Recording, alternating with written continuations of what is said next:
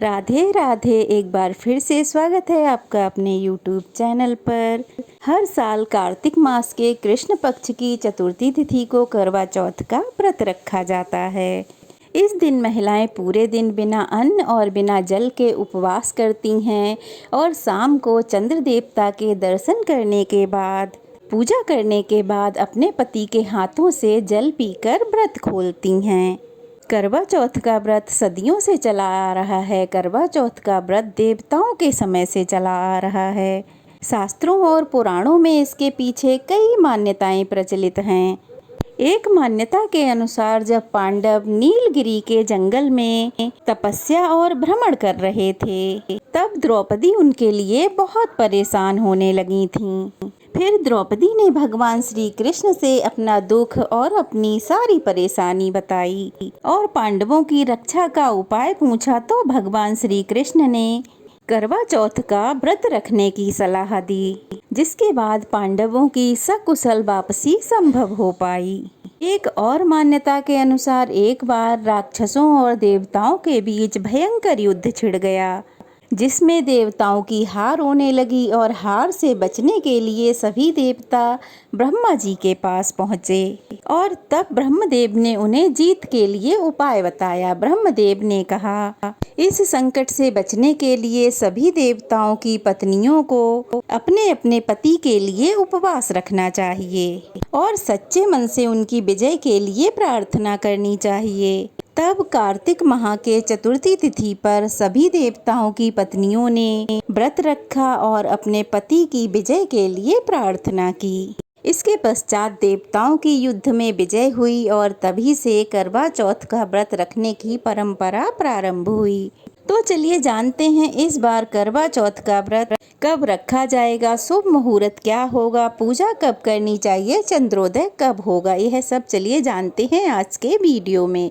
उससे पहले नए हैं तो प्लीज़ चैनल को सब्सक्राइब कर दीजिए। पति की लंबी उम्र और स्वस्थ आयु के लिए सनातन धर्म में करवा चौथ का व्रत बहुत ही विशेष माना गया है।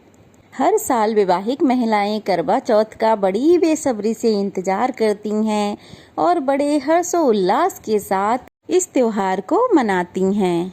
कार्तिक माह के कृष्ण पक्ष की चतुर्थी तिथि को सुहागिन महिलाएं करवा चौथ का निर्जला व्रत रखती हैं और शाम को चंद्रमा के दर्शन करके चंद्रमा को अर्घ देके फिर अपने व्रत का पारण करती हैं।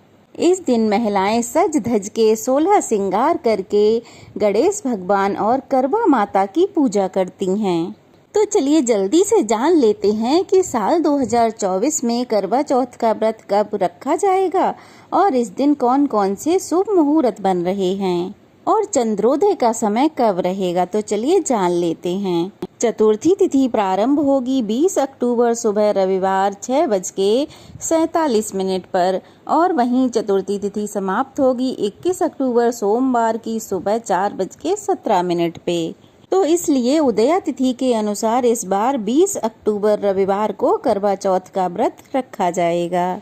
20 अक्टूबर रविवार को ब्रह्म मुहूर्त रहेगा सुबह 4:53 से 5:41 तक। अमृत काल रहेगा सुबह 3:52 से 5:21 तक।